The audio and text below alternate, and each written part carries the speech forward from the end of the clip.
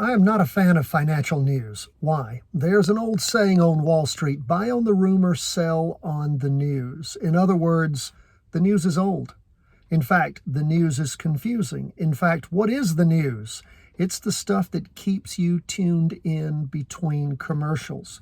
It's more like infotainment. You'll hear one person say one thing, and maybe in the same hour, they'll have another expert guest on who they breathlessly announce that tells you the complete opposite. My friends, stay away. Don't waste your time. Spend your time doing what?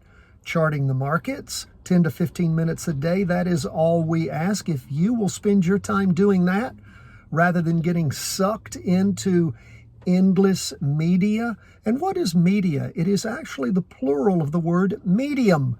What is that? That's in between.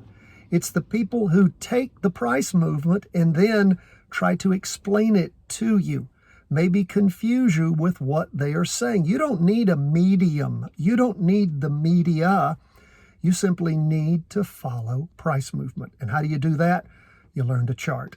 You practice trade. You do all the things that we talk about and teach. Hey, my best trainings have been put out lately. The always winning method, using the average true range, all of the things that I have put out lately, just over the last month. I'm going to put the 4 best ones at the end of today's video. It's all free.